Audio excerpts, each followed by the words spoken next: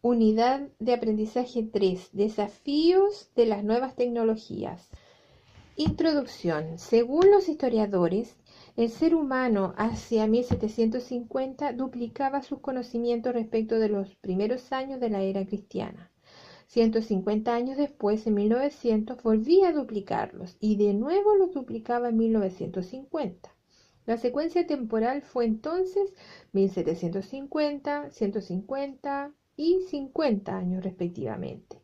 En la actualidad, ¿sabe cada cuántos años se duplica el conocimiento científico y tecnológico? Sí, efectivamente, cada 5 años. Un amigo que trabaja en la IBM me contó hace algunos meses que las empresas que investigan y desarrollan la tecnología de los computadores están en condiciones desde este año 2002 de lanzar al mercado ingenios de este tipo con el triple de la capacidad de memoria y funciones que los más avanzados eh, a- eh, ofrecidos hoy en las tiendas y a menor precio. ¿Y por qué no lo hacen?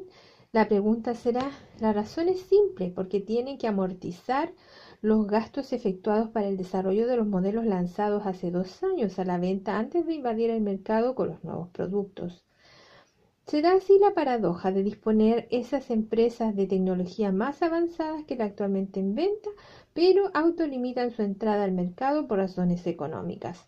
También son intereses económicos los que impiden la fabricación comercial de autos con motores eléctricos, generadores que funcionen con viento o con la energía solar y el uso de materiales plásticos 10 veces más durables y resistentes que los actuales.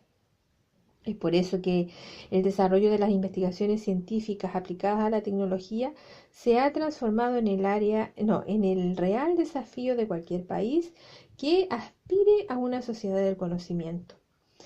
Porque el desafío de las nuevas tecnologías no es, como algunos piensan, el preparar a nuestros estudiantes para manejar los artefactos electrónicos que nos venden, de modo que nadie se quede fuera de de los circuitos de la información y del conocimiento creado por otros.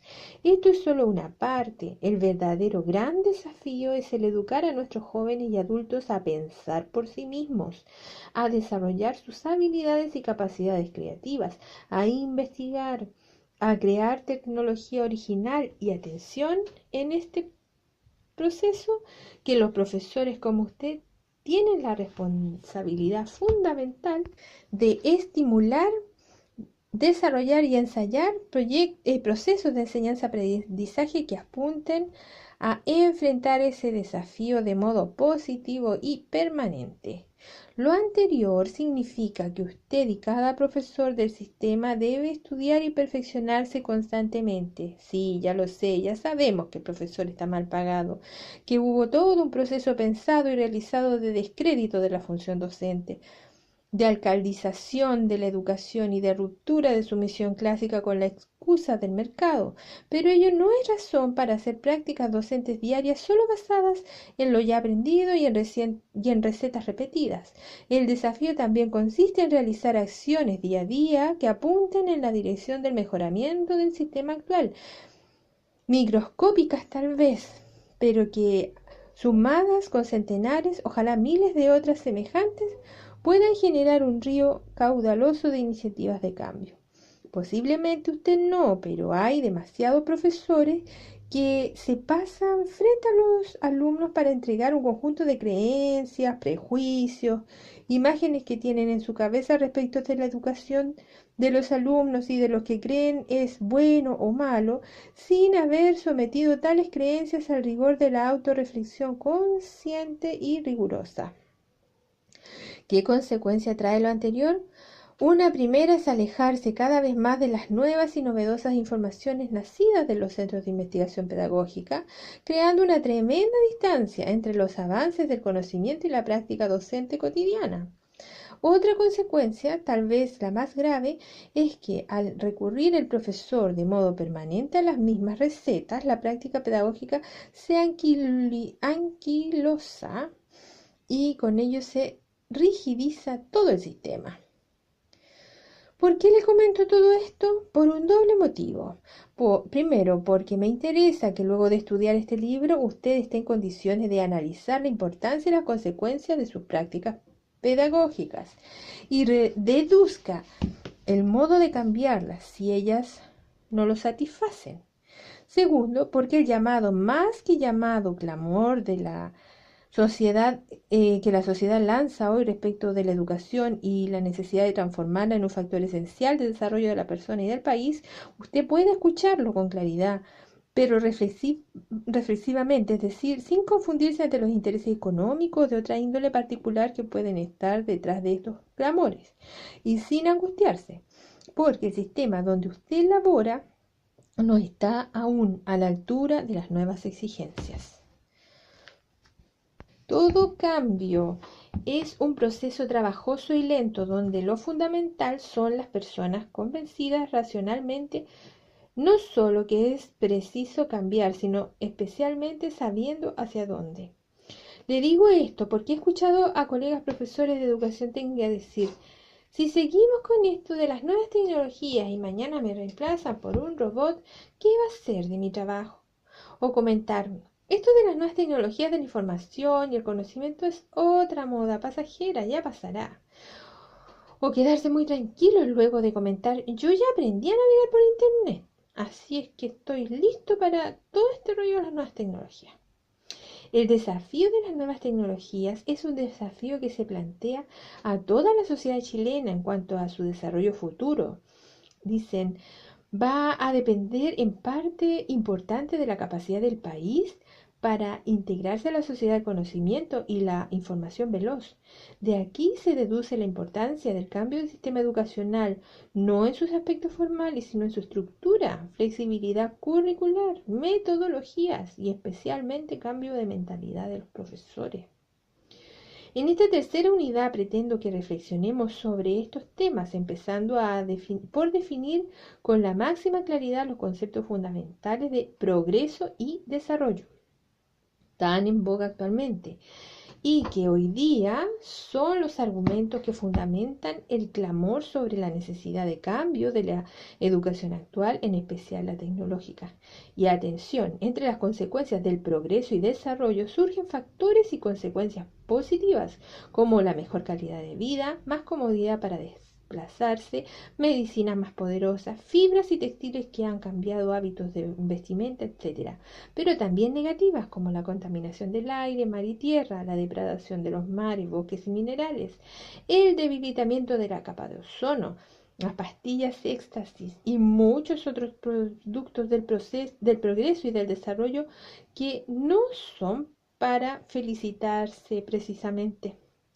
Luego de que tengamos más o menos claros dichos elementos, vamos a centrarnos en los problemas y desafíos pendientes que tenemos como personas, miembros de una sociedad concreta, la chilena. Desafíos y problemas que deben hacernos meditar, reflexionar y tomar posición, ya que si nos están pidiendo que cambiemos nuestra visión tradicional de la educación, debemos tener muy claro hacia dónde caminar, haciendo camino al andar, como dijo el poeta. Finalmente, en la tercera parte de esta unidad, vamos a profundizar varias cosas ya estudiadas hasta aquí relacionadas con el trabajo suyo, mío y de todos los colegas profesores. Como usted sabe, todo sistema educacional y su organización siempre funcional al proyecto país que se pretende alcanzar o a lo menos intentar alcanzar. Es decir, no existen sistemas educacionales en el aire, sin un marco de desarrollo estratégico del país que la mayoría desea en el futuro. En este sentido, yo por lo menos soy un convencido de que la dictadura militar tuvo toda la razón cuando alcaldizó la organización del sistema educacional para ayudar a construir su proyecto país. Se trataba de desmembrar un sistema educacional que era orgullo nuestro, respetado, reconocido en América Latina como uno de los más avanzados y que educaba para pensar por sí mismo, ser solidario y respetar lo público, todas cuestiones altamente peligrosas para cualquier dictadura. Hoy día, recuperada en parte la democracia, se trata de construir un nuevo sistema sacando lo mejor de su historia pasada, como es la cultura de la democracia, la solidaridad, el esfuerzo personal y colectivo para superarse, pero haciendo las reflexiones a partir de una realidad muy diferente y un futuro impreciso.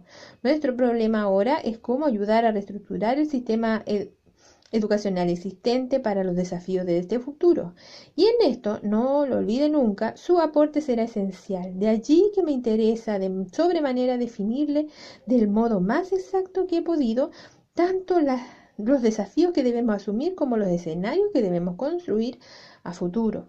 Como la elaboración de ese futuro es tarea fundamental de todos los ciudadanos y especialmente de nosotros los profesores, finalizo esta tercera unidad con un conjunto de acciones microscópicas tal vez para realizar en un día a día de la práctica docente cotidiana, pero que, si somos capaces de sostenerla en el tiempo, será como las semillas que se siembran en terreno fértil y que al cabo de un tiempo se transforman en frondosos y generosos árboles que van a ayudar a construir una sociedad más solidaria, más participativa, en fin, más justa y avanzada que la que hoy existe. Objetivos específicos. Al terminar el estudio de la unidad 3, pretendo que usted esté en condiciones de 1. Identificar los elementos esenciales que subyacen tras los conceptos de progreso y desarrollo, en particular los intereses concretos que lo han movido hasta la fecha. 2. Identificar los elementos y principios fundamentales que diseñan los desafíos del futuro que enfrentará la sociedad de la información y el conocimiento.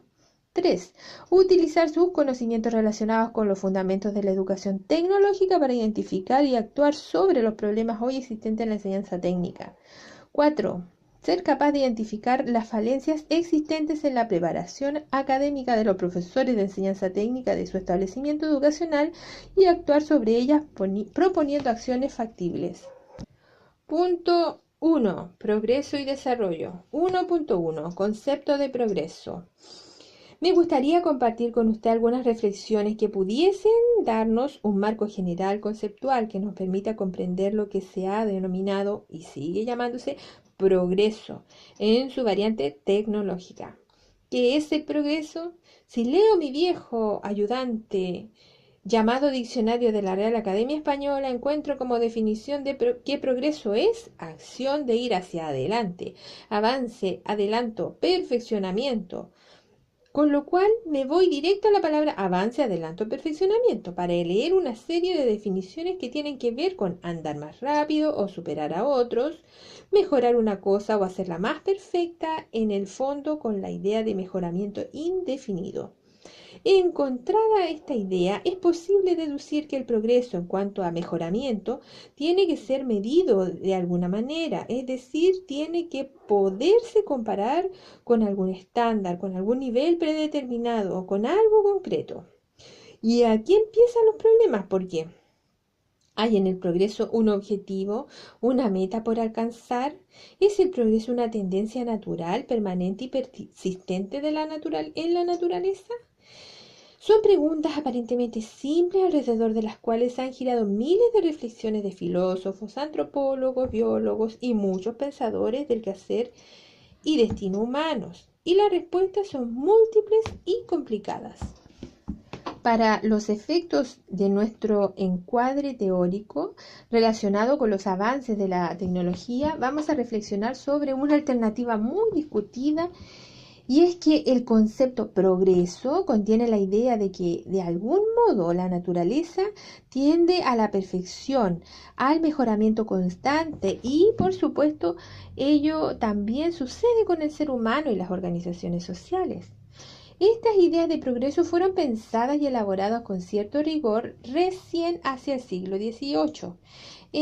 A partir de los filósofos empiristas y llevadas a la exaltación por los racionalistas franceses de la Ilustración, Antoine de Caritat, Marqués de Condorcet, 1743-1794, por ejemplo, decía que era posible un cambio genuino tanto en lo social como en lo intelectual, siempre que los humanos se esforzaran en la dirección correcta. Fue Jean-Baptiste de Lamarck, 1744-1829, zoólogo francés, quien hizo una primera propuesta coherente y bastante bien estructurada de la idea de evolución biológica como hija del progreso permanente. Lamarck señaló que cada especie animal había evolucionado de acuerdo a sus necesidades. Así, por ejemplo, la jirafa tenía el cuello tan largo porque durante miles de años lo había estirado para alcanzar las hojas de los árboles. Lamarck pensaba que todos los organismos vivos, vegetales y animales pueden ser ordenados en una secuencia ascendente, empezando por los gusanos más simples hasta los seres humanos. Es lo que denominó la gran cadena del ser, donde existía una especie de fuerza innata que impulsaba a los organismos vivos a escalar posiciones de acuerdo a las necesidades que experimentaban, lo que llevaba a la aparición de seres cada vez más complejos, el mayor de los cuales, al menos hasta ese tiempo, era el ser humano. ¿De dónde sacó este intelectual sus ideas? Como usted ya sabe, las ideas dominantes de una época y lugar determinados condicionan el modo de pensar de las personas inteligentes, sea a favor de ellas o en contra. En el caso de Jean-Baptiste, sus reflexiones evolucionistas eran producto de sus lecturas y conversaciones privilegiadas con los filósofos de su tiempo, la mayoría de los cuales pensaban sinceramente que era posible el desarrollo de la humanidad a través del desarrollo del conocimiento y veían la evolución como una parte muy importante del progreso. Los planteamientos de Lamarck tuvieron un opositor feroz en un importante científico de esa misma época, Georges Cuvier, llamado el padre de la anatomía comparada, quien acusó a Lamarck de no ser científico sino filósofo especulativo, ya que ninguna de sus afirmaciones se sustentaban en experimentos ni en observación científica alguna. Cuvier decía que había estudiado animales momificados traídos desde Egipto y en ninguno había encontrado diferencias significativas respecto de los animales de su tiempo. Más aún, ningún criador de animales, incluso el ser humano, había obtenido hasta ese tiempo crías diferentes de sus progenitores. Durante muchos años, el debate respecto a la idea del progreso permanente, del avance a la perfección, ideas respecto a la cual usted detecta seguramente raíces cristianas muy profundas, se mantuvo sin inclinarse hacia ninguno de los dos lados, hasta que a mediados del siglo XIX sufrió su primer golpe contundente y que la puso en su justa dimensión. Ese golpe lo dio Charles Darwin, 1800-1882, llamado el padre de la evolución, quien en su obra El origen de las especies, publicada en 1859, explicó su teoría de la evolución a partir de la selección natural de las especies. Todos los organismos que nacen, dijo Darwin, tienen que luchar duramente por su existencia y solo unos pocos, los mejores adaptados, sobrevivirán. Estos son distintos a los fracasados, de modo que, pasado un tiempo, se produce una evolución, cambio o progreso natural. Pero esta evolución es adaptativa al medio en que se producen y nacen esos organismos. Es decir, si el medio es diferente, puede ocurrir que los fracasados sean los que progresen y que simplemente no exista evolución, de modo que determinados organismos que se mantengan inalterables sin avanzar ni desaparecer por los siglos de los siglos. El ejemplo de las bacterias es uno. Otro es el de los tiburones, que siguen teniendo parecida estructura corporal y apetito voraz que sus antepasados de hace 300 millones de años. En suma, lo que es adaptativo en un medio no tiene por qué serlo en otro. Por lo tanto, no es posible hablar de seres superiores y seres inferiores, concluyó Charles Darwin. Ni tampoco cabía hablar de progreso permanente y absoluto. le diría yo a usted, porque Darwin no fue muy explícito al respecto. Lógicamente, en cuanto a la iglesia se enteró de sus teorías, inició una lucha frontal en su contra, lucha que curiosamente sigue hasta nuestros días, aunque con matices como le explicaré más adelante. El segundo golpe a la idea de progreso natural y permanente lo dio a principios del siglo XX la teoría genética de George Mendel, 1822-1884, al demostrar que los cambios que se producen en los seres vivos responden a mutaciones, es decir, son cambios probabilísticos, aleatorios, independientes de las características y necesidades de sus poseedores. Es lo que probablemente ocurrió con los antepasados de cuello corto de las jirafas, con lo cual también la teoría lamarckiana fueron dejadas de lado definitivamente. Volviendo al rol de la religión frente a las propuestas de los evolucionistas, progresistas o como quiera usted llamarles, en particular Darwin y antes de él, de su propio abuelo Erasmus Darwin, quien había afirmado casi 100 años antes que las plantas y los animales habían evolucionado a partir de unas pocas especies primitivas, es necesaria otra reflexión. Para los hombres de la Iglesia, y para muchos intelectuales de esos tiempos, lo escrito en la Biblia era y sigue siendo la palabra de Dios, y allí se afirma que éste creó plantas y animales al crear el universo, todos los cuales deben ser considerados inmutables, ya que, según los intérpretes del libro sagrado, en ninguna parte se lee de cambios, evoluciones, desarrollos o transformaciones de ellos. Esta visión cristiana tiene sus raíces, como ya hemos visto, en la filosofía desarrollada por Platón y Aristóteles, para quienes las especies animales o vegetales no era posible que variasen, ya que estaban formadas según las ideas o formas eternas, permanentes. La importancia de la Biblia para deducir cuestiones contingentes y mundanas no termina ahí. Otro ejemplo es la afirmación de los teólogos de esos tiempos, que la Tierra tenía no más de 6.000 años de vida. Hoy sabemos que tiene alrededor de 4.600 millones, puesto que a esos 6.000 años se llegaba contando en la Biblia las generaciones desde Adán y Eva hasta Cristo, o que las catástrofes que supuso el diluvio universal había permitido a Dios renovar y mantener la vida de la Tierra, y que los fósiles que los geólogos descubrían eran huellas de animales que no habían encontrado sitio en el arca de Noé. El aumento del conocimiento en biología, antropología, geología, etcétera, que ocurría con rapidez vertiginosa durante el siglo XIX y que se producía en planteamientos como los de Darwin, Mendel y muchos otros, exigía a la religión respuestas más o menos coherentes para defender sus puntos de vista.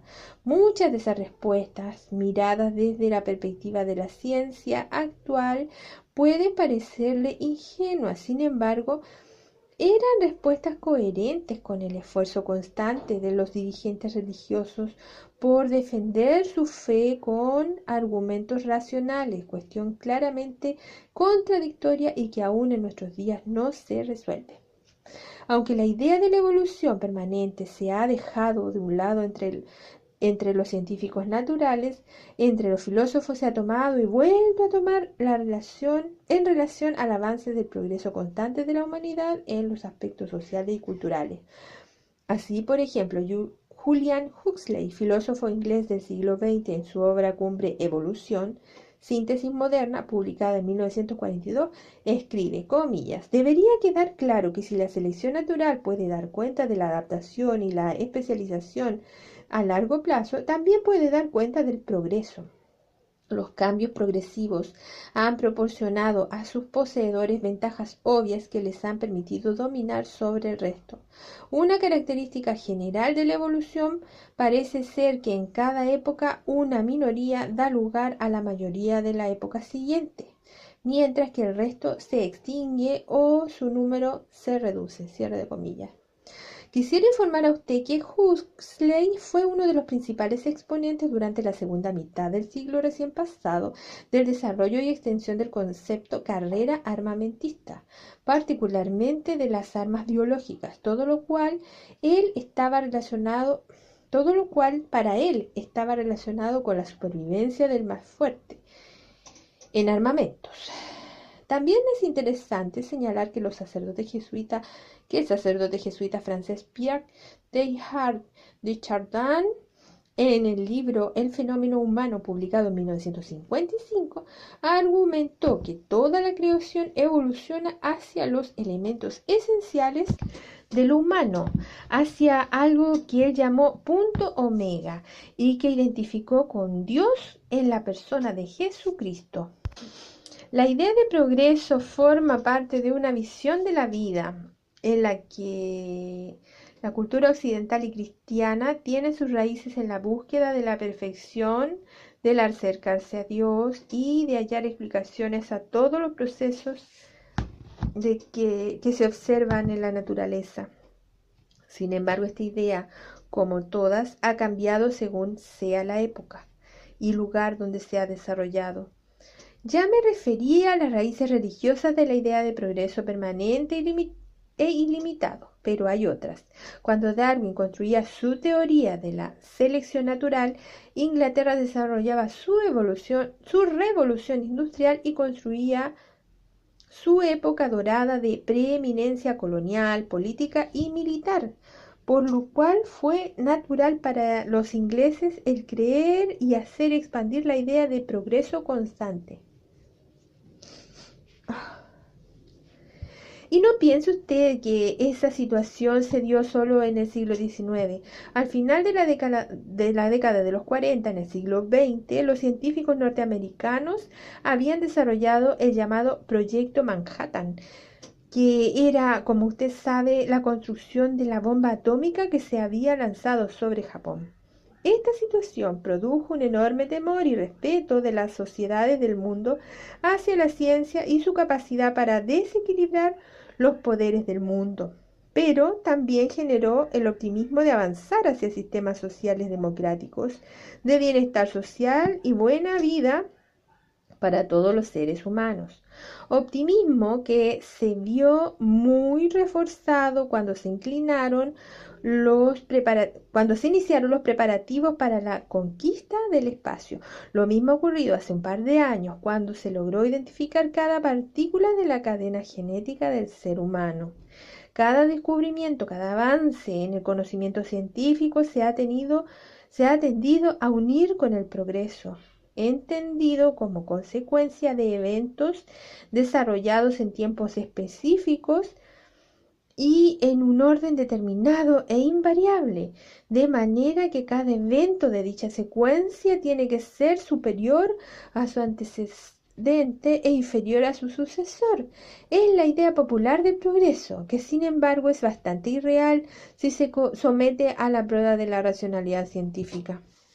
Veamos algunos argumentos. En primer lugar, si definimos progreso como cambio hacia niveles mejores, automáticamente se deduce que las situaciones anteriores eran peores. Cuestión en absoluto clara si usted analiza las afirmaciones de quienes dicen que respecto a la historia pasada, Chile ha progresado al haber asumido el mercado como instrumento regulador de la economía. Otro argumento se basa en el hecho de que cualquier proceso de desarrollo que se estudie, sea este social, cultural, biológico o de otra naturaleza, nunca sigue un camino lineal de peor o mejor o viceversa. Más bien, como expresa la teoría de la complejidad, lo que existe como futuro normalmente es incertidumbre, por lo que la evolución progresista se ha convertido en imprevisible. El tercer argumento que le puedo dar, y quizás sea el más importante, es que lo pensado o imaginado como progreso para una persona puede ser diametralmente opuesto a lo pensado o imaginado por otra. En este sentido, en el nivel del debate actual sobre evolución y progreso, algunos pensadores relacionan la idea de progreso con la capacidad de adaptación al medio, otros con capacidad de independizarse del medio, otros con capacidad de ser autónomos respecto a la incertidumbre del medio, otros con libertad sexual, movilidad, acción sobre el medio ambiente, otros con, bueno, ¿para qué seguir llenándole la cabeza con las diferentes concepciones que existen en relación al progreso? Todas ellas, desde ciertos puntos de vista muy específicos, son aceptables. Lo esencial para mí en este instante son dos cuestiones que usted como profesor tiene que tener claras. La primera es que no existe una definición de progreso que sea aceptada de modo unánime por los pensadores contemporáneos. Peor aún, ni siquiera existe una opinión claramente mayoritaria entre ellos. Y la segunda, que donde sí existe una opinión a lo menos mayoritaria es en la aceptación que el concepto de progreso sí se puede reconocer y medir en la evolución tecnológica, ya que sus avances responden a cambios que se generan al ir optimizando la eficacia y la eficiencia de los instrumentos y aparatos que construyen la tecnología, reduciendo los costos de fabricación y ampliando sus espacios de acción. O sea, sí se puede reconocer y medir en la evolución tecnológica. Pero cuidado, el que exista esa opinión mayoritaria en relación a los avances tecnológicos y acotada a los factores que le he mencionado, no supone en absoluto que el progreso deba ser una especie de filosofía de vida, como la que tienen los millones de compatriotas que cada día sueñan con progresar para alcanzar la felicidad, o que aceptemos que todo cambio supone mejoramiento y progreso, o que, como insiste la propaganda machacona, progresar significa ser capaz de comprar todo lo que ofrece el mercado.